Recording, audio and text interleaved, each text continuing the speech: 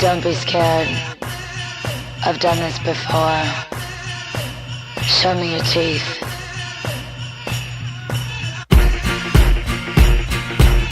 Show me your teeth. Hello. So here we are. We are on the bus to Cambodia. We had a nice early start, so we checked out before 6 this morning. But yeah, we're just on our way, and it's really, really exciting. So yeah. It's it. Also, we had some lovely music videos earlier, so the keep us occupied. Yeah, maybe they'll come back again later. We'll see.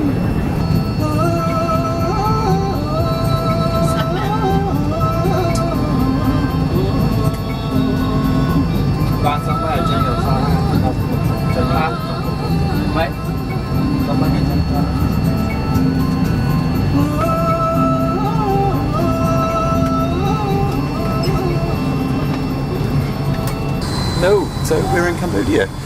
We just made it over through the customs part. We're in the most disorganized system ever, where they didn't seem to really care whether or not we had a visa, as long as we had a passport. So yeah, we're on the Cambodian side now with that immigration clearance. So here we are. Nick has made it across as well, so yeah.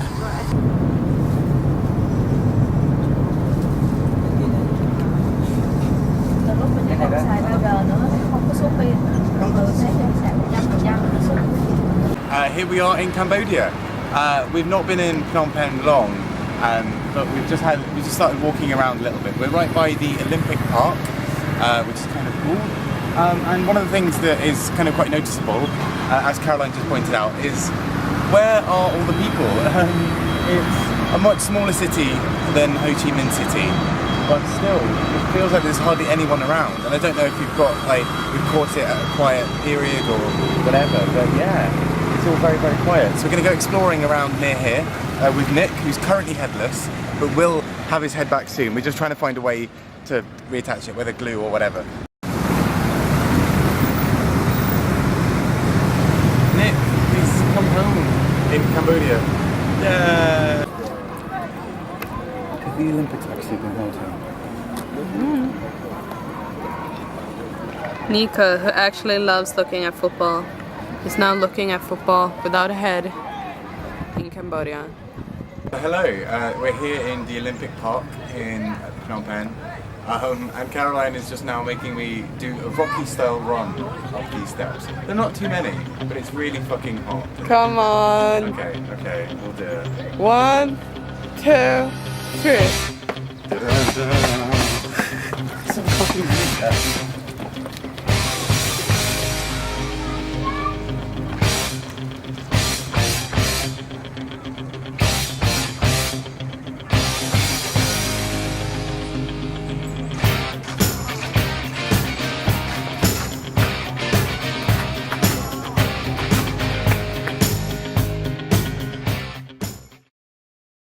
Hello, so it's a bright new morning. We are here at the Wat Lanka, which is right next to the Independence Monument in part of Phnom Penh. So far this is just beautiful. This is like a lovely little kind of courtyard set of temples, and just loads of kind of really beautiful statues and like little kind of monuments and stuff, everything everywhere. It's incredible. So here we have Phnom Penh Independence Monument, which was built 1958, and it symbolizes the independence from France, which ended 1950, and Nika's with us. So that is the statue of the king who was in power when they got their independence. So it's very, very kind of big, patriotic kind of thing for them. I was a bit confused at first because I thought it might be Mao from the side, because it was a very, very similar profile. So yeah, it's kind of cool. It's nice because you can see the Independence Monument through it as well, which is kind of fun.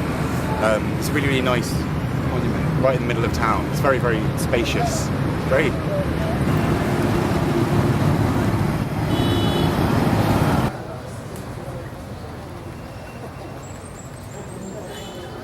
Hello! We are outside the National Museum of Phnom Penh right now. We have just eaten lunch at a Mexican restaurant, funnily. Where the waitress was really cool. She was very friendly and really wanted to talk to us and give us some tips of what to do and not to do here. Yeah, we're gonna check out this museum right now.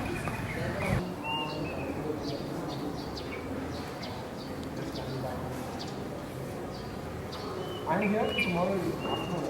we are in an Irish pub in the middle of Cambodia, so that's kind of strange, which is also playing American like wrestling, ultimate fighting stuff. It's a very, very weird experience right now. We were just in the Museum of Cambodia, which is really, really interesting. It had lots and lots about the old history, loads of old sculptures and things like that. So it'll be really interesting to follow that up tomorrow, hopefully with a tour of the more recent bits of history in Cambodia, such as Pol Pot and the Khmer Rouge campaign.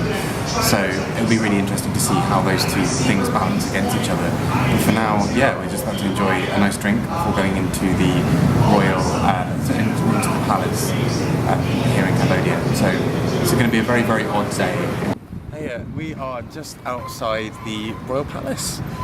So this is pretty exciting. It's a really very, very hot day. And the light is reflecting a lot off this yellow at the bottom here. But it is gorgeous. You've got like a bit of the river just down there. You've got kind of like loads and loads of kind of boulevard of just giant kind of temples and stupas and beautiful, beautiful things. So yeah. So hello, we are now at the Royal Palace here in Phnom Penh, and yes, you have to cover up, that's why I have millions of layers of clothes and have my little super exclusive t-shirt for $3.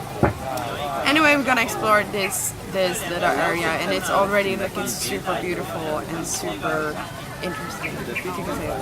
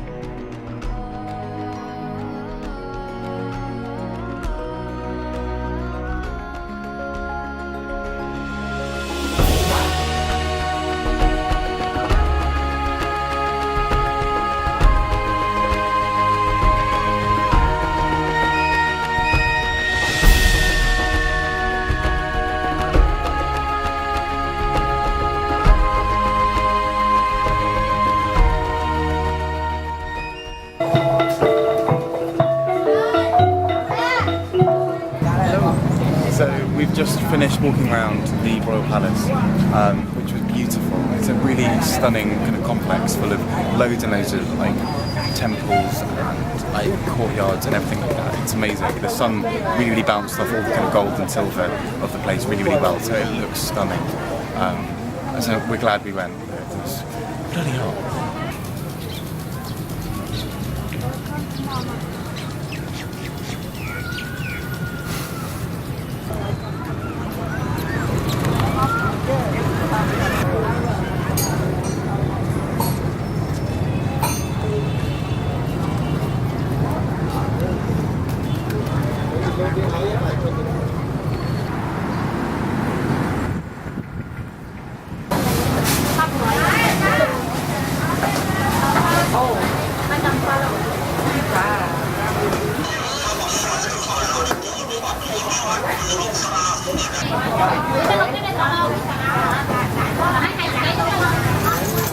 So we just survived a market. We just headed off to one of the central markets and we just had a little look around. There were loads and loads of people kind of being like, oh, you know, buy this, loads of bargaining, loads of haggling, all that kind of stuff. But it was really, really amazing, great to see. Apart from loads of slightly dodgy looking, I don't know, fish and other meat being sold that didn't really look particularly hygienic. But aside from that, it was really nice to see something really buzzing and vibrant. It's why I always love markets, and that was no exception.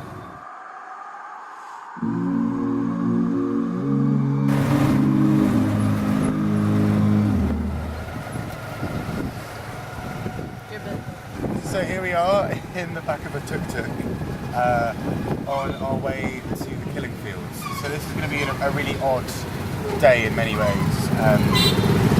We're preparing to cry like we have never cried before. It's going to be intense. Like, I'm excited is the wrong word. I'm really interested to go to see the killing fields, which are where about 9,000 people died as part of the Khmer Rouge essentially massacre.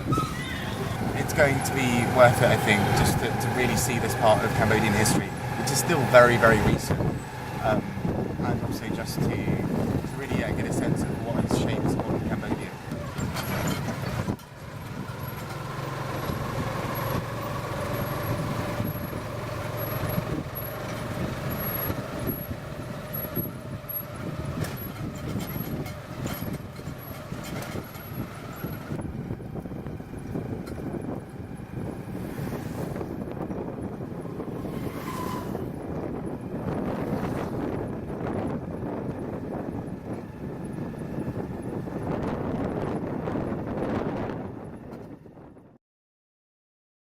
I come to this magnificent house of worship tonight because my conscience leaves me no other choice. A true revolution of values will lay hands on the world order and say of war, this way of settling differences is not just. Filling our nation's homes with orphans and widows, of injecting poisonous drugs of hate into the veins of peoples normally humane, sending men home from dark and bloody battlefields physically handicapped and psychologically deranged, cannot be reconciled with wisdom, justice, and love. Cannot be reconciled with wisdom, justice, and love.